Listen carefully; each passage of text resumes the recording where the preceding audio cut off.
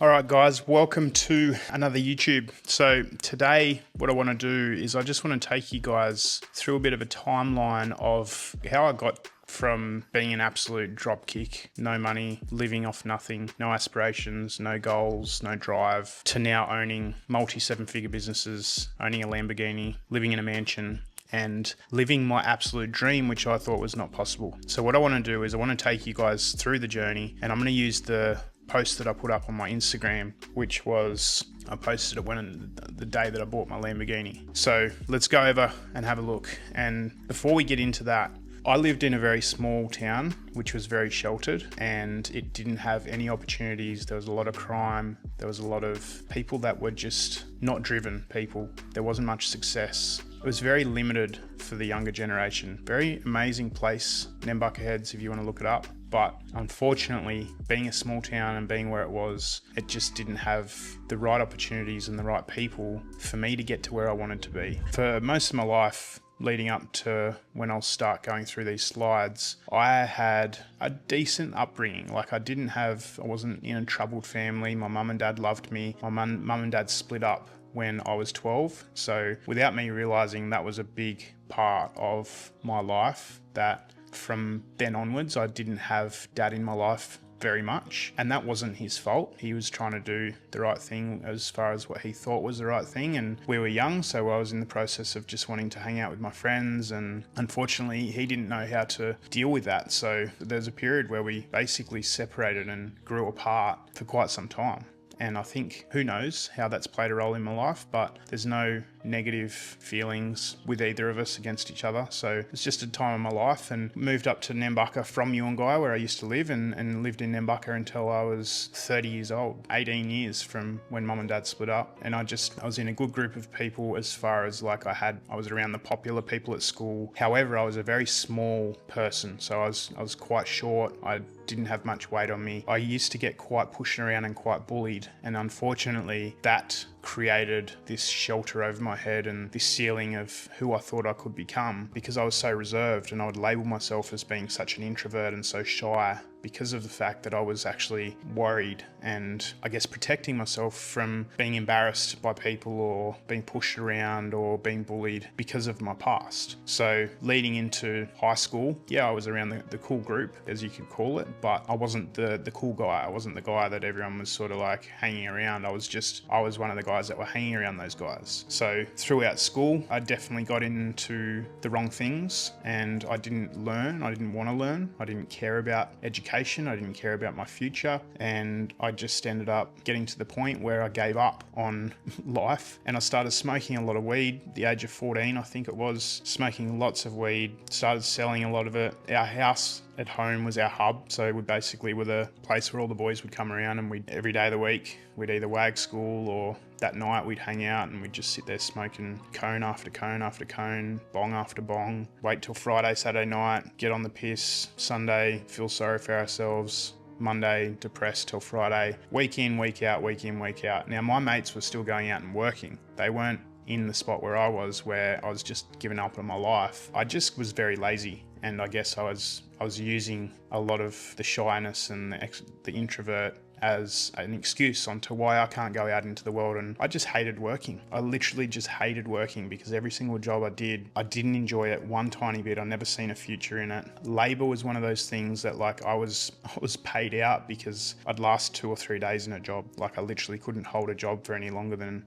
a week or two, and it was because I was just purely lazy, and I knew that I could go back to Centrelink. So from the day I could get Centrelink, which is government benefits, I did. And that was 16 years old, I think I was, and I didn't get off it until I was probably 26 years old. So it was 10 years of just sponging the government's money and everyone's hard-earned tax, because I could, and because I had income coming through from selling drugs, and it was supporting my habits, it was supporting my life. And I just didn't care for the future. I had nothing. Like, I was a one-off. Everyone around me was not like me. I was just super lazy. Work ethic was non-existent, to the point where I got so depressed and so anxious about life that I just didn't want to be here anymore for a very long time. And my dopamine was just going, and I'd sit there and wait for 3 or 4 o'clock for my mates to get home from work so I could go over there and just smoke bongs with them. And that was my happy time for fucking ages, a very, very long time in my life. life was that. And what we'll do is we'll go through the slides. As I'm going through them, I'll keep telling my story, but leading up to where we'll start the slides is basically where we're up to now. Lots of partying, lots of hanging around the wrong people, lots of sheltering myself, and lots of limiting beliefs, and just very stuck with it. So let's start going through these slides. Now, this was the slide that I posted. So the day that I bought my car, which is February this year, 1st of February, there you go.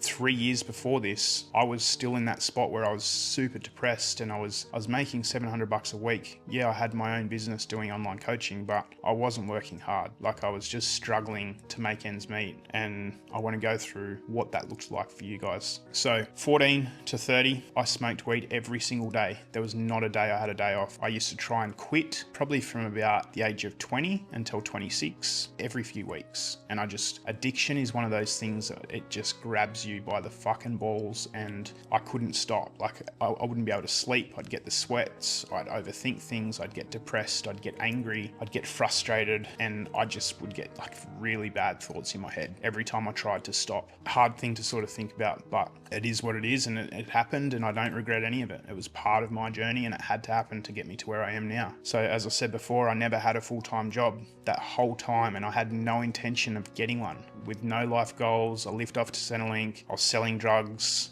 and I did have a few part-time jobs here and there, and I just never could hold them because I just hated it. Like, I'd get up every single day, and from the minute I got up, I'd be like, fuck my life, fuck this job, driving to work, fuck my life, fuck this job, working all day, fuck my life, fuck this job. And it just didn't stop. Like, it was so depressing. And I'm sure this can be relatable to a lot of people, because so many of you guys are stuck doing what you absolutely hate doing. And I'm here to tell you, you don't have to keep doing it. So this photo was when I was probably 21 and bender. This was about 6 a.m. in the morning, and I'd already started training. You can see I got a bit of shape here. I started training when I was 19. So this was because I was quite bullied and quite picked on, and I had no self-confidence or self-respect, and was just super depressed all the time, and still doing all the things that I said I shouldn't have been doing. But my life was just going nowhere, and I was just mixing with the wrong people. Not to say that, like, my friends that I hung around with, I'm still best mates with them now. I still love them, and they're not the guys that I was hanging around with that were the wrong people. It was just different groups of people, that the ones that weren't working, that's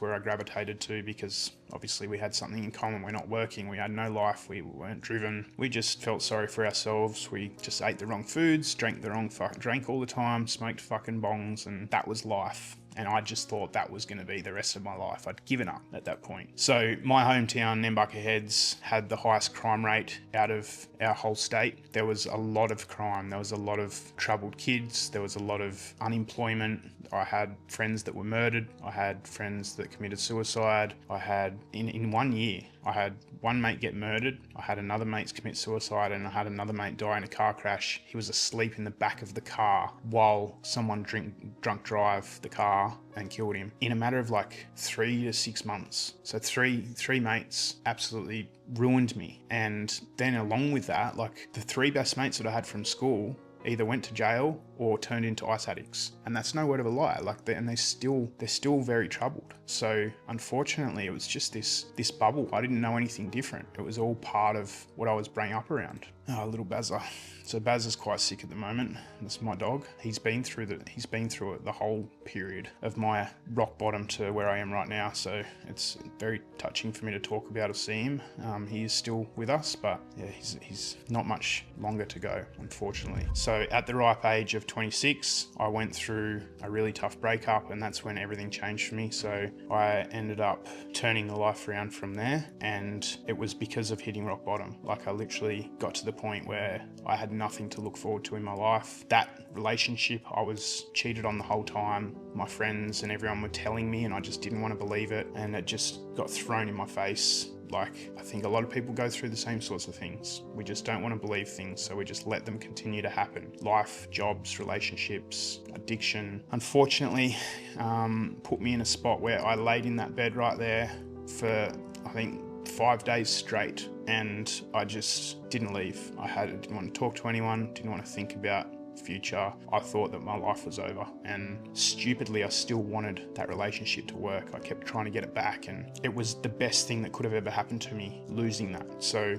that's when literally I just turned life around. This is where it all started. That's where I started my PT course. Now, I got my PT course started because I was selfishly trying to learn for myself. I'd already been training for quite a while. What's that, 7 years since I started training. I built a pretty solid physique because I had very good genetics. I was natural, and for the first 10 years of training. And I started my PT course purely for myself to learn more. And what happened from that is I actually won an ASN transformation challenge where it was a nationwide transformation, and because I was nationwide winner, I got a lot of opportunities given to me because I had quite a solid transformation. Ended up starting with PT. So I started working full-time job. I quit smoking bongs and I just started to get my shit together. Now I was still smoking weed. I was still smoking joints all the way up until I was about 32, to be honest. And but I started doing something that I had a lot of passion for, and I started feeling like I had purpose, and I started becoming happier.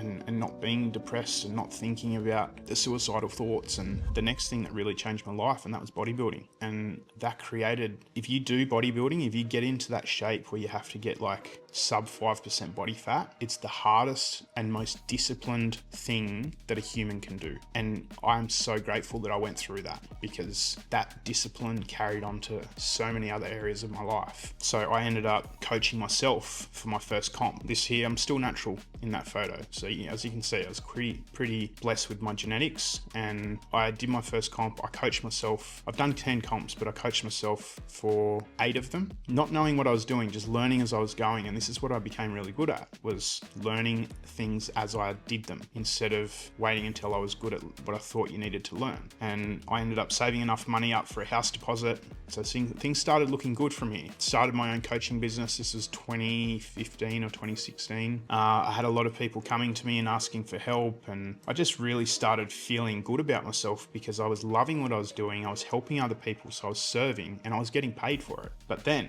instead of me buying that house after saving that house deposit, I used that money and I invested into the 2017 Bitcoin boom, and I lost all of it. The whole 40K was gone. Now, I didn't lose it because I invested it into Bitcoin. I lost it because I put it into Bitcoin at the very top. I think Bitcoin was worth about 16 grand and US, I think, and I put my whole 40K into it. And then I bought the top. Like, I literally bought the very, very top of it. And it got to the point where that 40K was worth like 8K, I think it went down to. So I didn't have to, but I started trying to learn how to trade. And learning how to trade is a very, very, very hard thing that I'd continued to spend and lose money on for fucking ages. Day trading, crypto trading, all of the things that a lot of people try, the quick fix stuff. And unfortunately, I lost that whole 40K from trading it. So that was a massive lesson of my life, and I'm so glad that I went through that as well. And then I hit my second rock bottom. This is where I lost complete control of my life, and I thought I'd lost control earlier. I didn't even have a life earlier. This is a point where I just lost so much control of everything. It was after my first bodybuilding comp. Now, bodybuilding comps, the way that I did it was I was eating all clean chicken, broccoli and rice. I was gagging on my food. I hated everything I put in my mouth, but I thought that's what needed to be done to become a bodybuilder. How much do you want it? I looked solid on stage. I came first in the comp, and then within 3 months of that comp, I had an insane binge eating problem. I gained 25 kilos within 3 months of that comp. And I thought I was depressed before. I got so depressed, like to the point where I did not want to leave my house again. Even though I was not around big groups of people, I was still smoking weed. I was still only had a small group of friends, and my binge eating was just out of control. Like, it was embarrassingly out of control. And I got so down about it. I got so anxious. I went from being in the best shape of my life to being in the worst shape of my life. Like, you can see how puffy I am. Look how puffy my face is. This was just insane. I was 107 kilos. On stage, I think I was like 77, I think. Yeah, it was insane. So I ended up putting on a lot of weight, a lot of fat, and going from such an amazing shape to such a bad shape in such a short time, it really gets you. But I did not let it beat me. It gave me more drive to do better in comps and business. And I picked myself back up, and for 2 years it took me to get back in control of my life and back in control of the physique that I had. And then I ended up starting a untested federation where I was doing WBFF. So business, at this point, business was still non-existent. Like I was earning fuck all. I was getting $200 for a program, and I think I only sold about 10 or 20 of those programs. Once I started doing WBFF, that's where it's a Gold Coast show that I did. It was really up and coming, this specific federation, and I got lots of limelight from it and lots of attention because, like I said, I have good genetics. I ended up coming 4th out of 30 people in my first ever comp in that federation. This is where I started on the performance enhancing as well. So again, coached myself for 2 more comps. So the first one was this one here. The second one, I won my pro card and I became a pro in a stacked lineup of people. And because it was the Gold Coast, everyone became to know who I was. And that opened a lot of doors for me, and it just gave me a lot of belief. It started to give me confidence in I can actually make something of myself. And I've just shown and proven that to myself through my own discipline. Again, I always go on about discipline. It will get you anywhere if you learn it and you practice it. And I ended up biting the bullet because I'd met so many guys, and these 2 guys were 2 of the pros that were WBFF as well. Still 2 of my best mates, and we didn't know each other very well when I first moved up to the Gold Coast. I just messaged a few here and there, but we all were like, fuck, we all want to move to the Gold Coast. Let's move into a place in the Gold Coast together.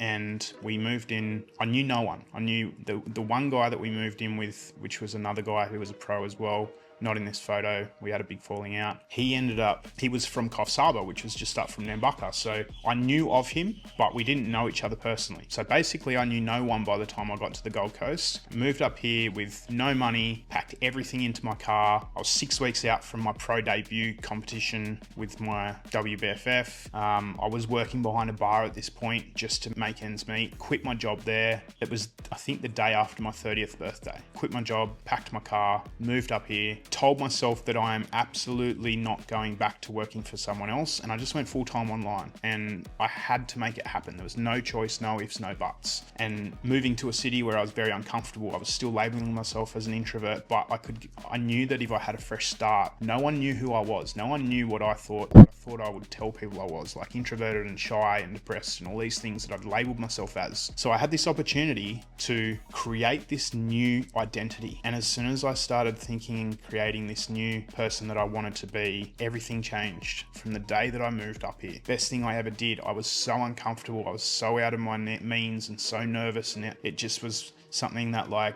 it made me feel sick to the stomach doing it, but no better thing I could have ever done. However, within 3 or 4 months of moving up here, online coaching started picking up. I was making $400 to $700 a week, and started again, like, fuck yeah, the momentum's starting to click along.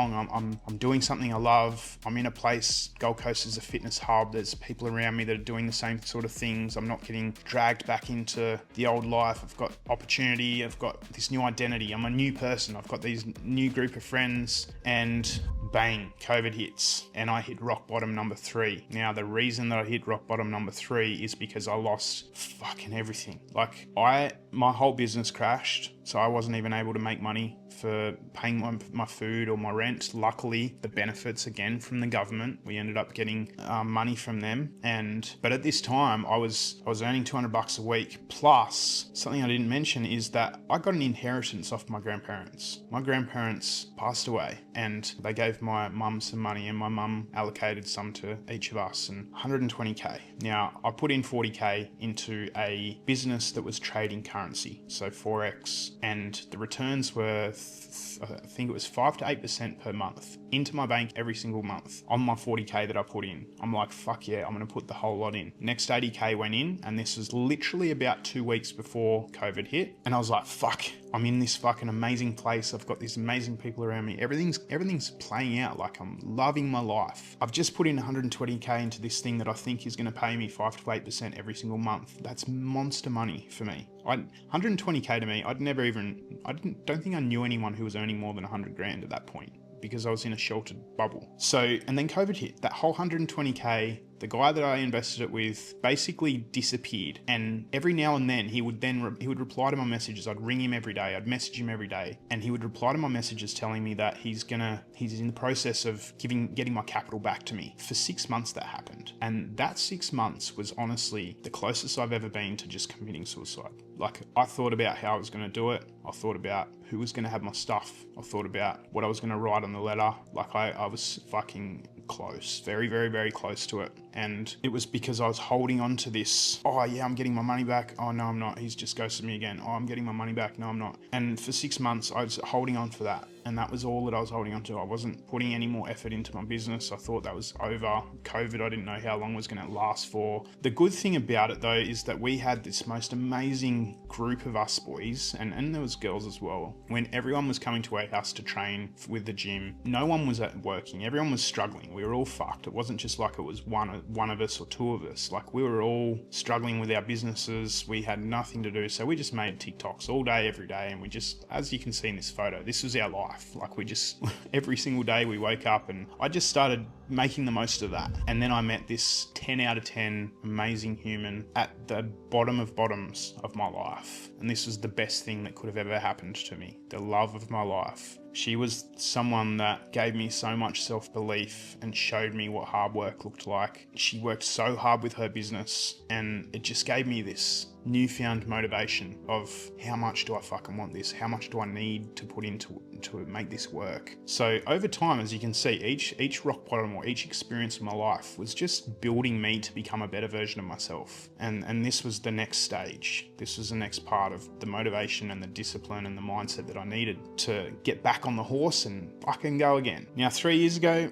as you can see, we are happily, we're husband and wife now, and business started picking back up. I was earning, I think the year before where I put that 60K, I did 37K, or I might have got that mixed up, but I know it went from 37K to, it went up really, really quickly. But it all came down to like the discipline I learned in bodybuilding, to the motivation I learned from Courtney, from showing me what work ethic looks like, from losing everything so many times, from creating this new identity within myself, and just fucking getting back up and getting back up and getting back up. And Courtney and I ended up moving into a little apartment, like a fucking shoebox. And that's where everything started ticking over. Like, I just started putting my absolute everything into my business. Money started coming in that was blowing my mind. Like, it was not much money at the time.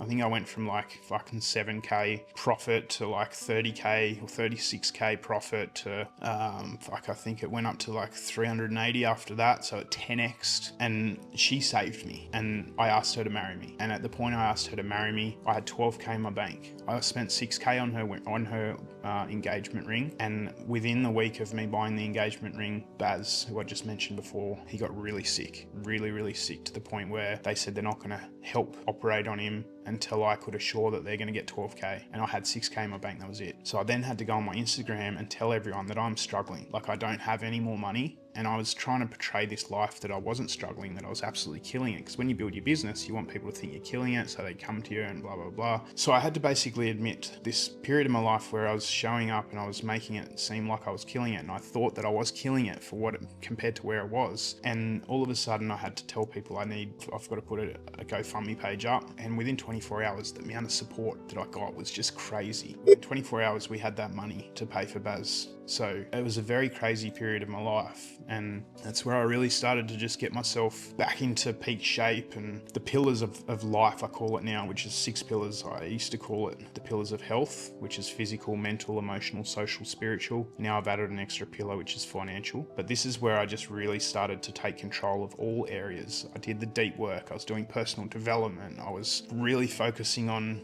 networking with people. My mental health was amazing. My physical health was amazing. And it was just showing, like, everything in my life was just playing out. Like, I was loving life, and I think everyone around me was loving their life. So as they say, who you surround yourself with is who you become. And this is where I just started hitting my fucking stride. And something that I don't know if you guys really know, but I started another business. I started a business called Fitbread because I was in prep for bodybuilding comps, and I kept doing bodybuilding comps, but I started making this thing where it was like a dry mix with flour and protein powder and baking powder and salt and stevia and a few other things. And I just put some pumpkin and almond milk, put it in the microwave for minute and a half, and I was making all these creations like cheesecakes and protein balls and like all these amazing things that a lot of people were like, fuck, I was putting it on my stories and they were like, that looks cool, how do you do that? So I'm like, fucking, I'm just gonna start this business. Like, I'm a businessman now, watch this. And even Courtney was like,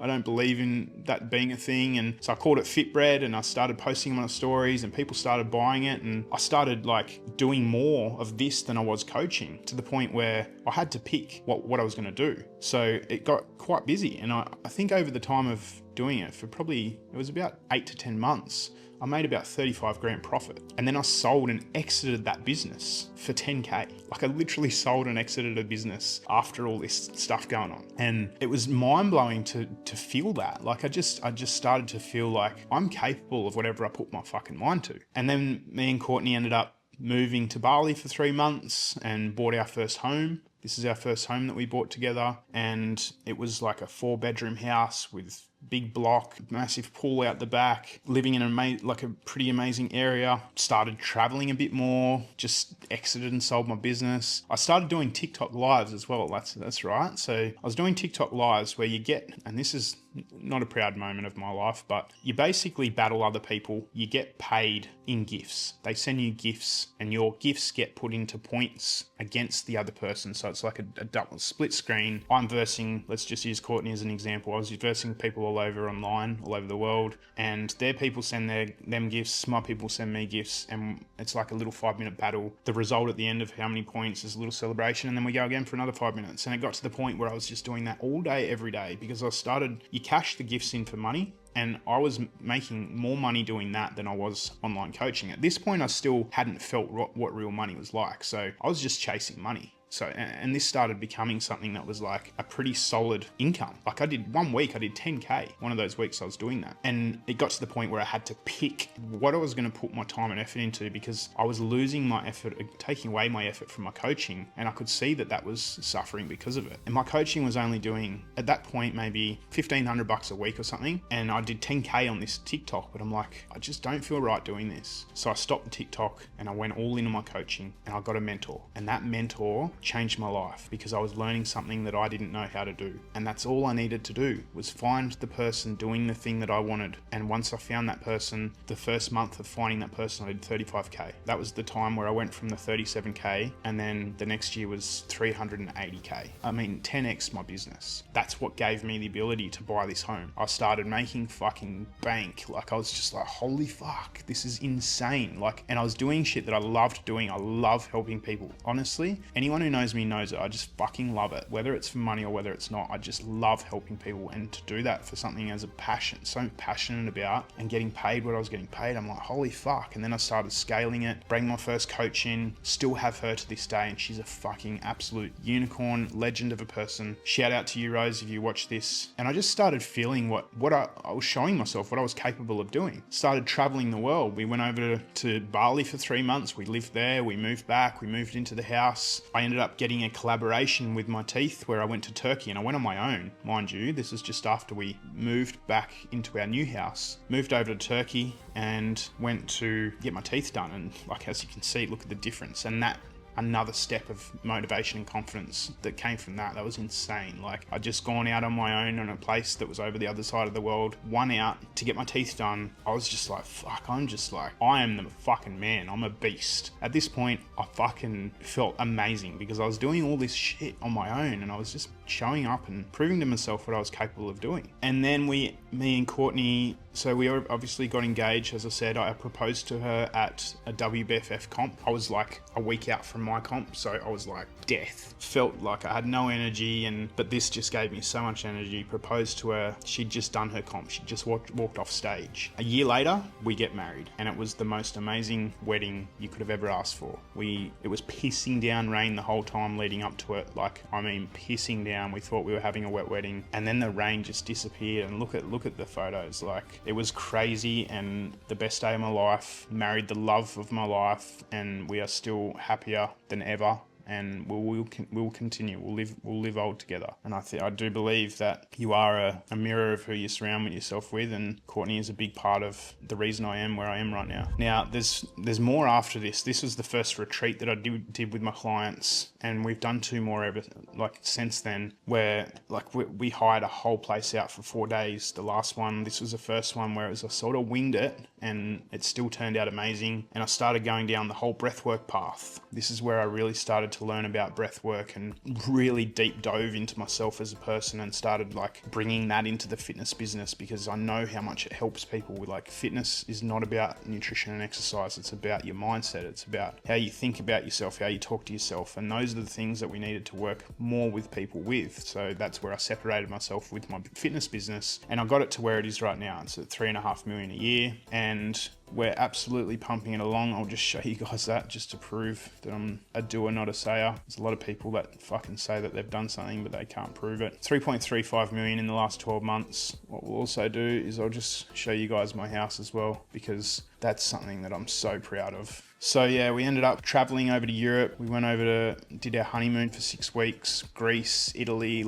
I'm telling you, the things that have happened in my life, there's Greece, this is our house, Lambos, fuck, I'm just living a dream. And this is what I'm teaching you guys how to do, because I've done it. I know what it takes. This is another post. That was me when I was smoking bongs. It's me smoking a bong. This is me now, living a dream, living something that I thought was not possible. And it was all because of the life that I lived and the people that I was around that just sheltered my belief. So this was our house that we got. We went all over the news with it. It went viral because the guy that marketed our house was heavily marketing it because of his new business, and we were the influencers of it. So it ended up going quite viral there. I'm just trying to find a video. I think this is one that was just, I bought Courtney a car. That's another big thing. You guys have seen that on the YouTube. So I'm doing all these things. It's just delivered to my house, the Lambo. Me and Courtney are at the process of taking the next step, which is having babies. So I'm just trying to find that. We traveled business class last year, went over to Mykonos. I booked it within 2 days of going. Last minute thing, ended up booking business class. Got super sick, but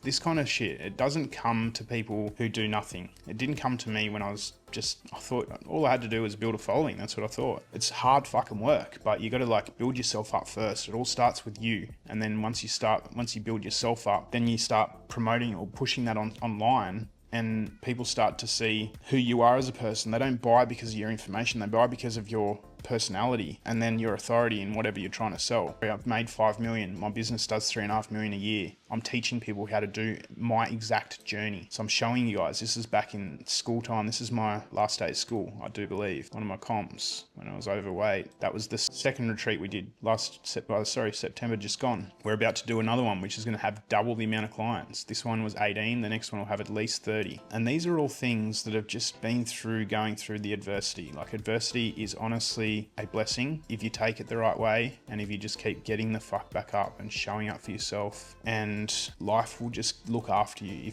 If you believe in something, you will achieve it. There is nothing that will stop you not believing in yourself. So I hope this has given you guys some outlook on who I am and what my life has looked like. And it's just crazy. This house we live in is $3 million. I've got a Lambo sitting in front of me, which is looking out of my office. I've got Courtney's X6 BMW. We're just about to buy more property. My new business, which is helping people build personal brand, build themselves up while they're promoting and showcasing their journey to then create a coaching business.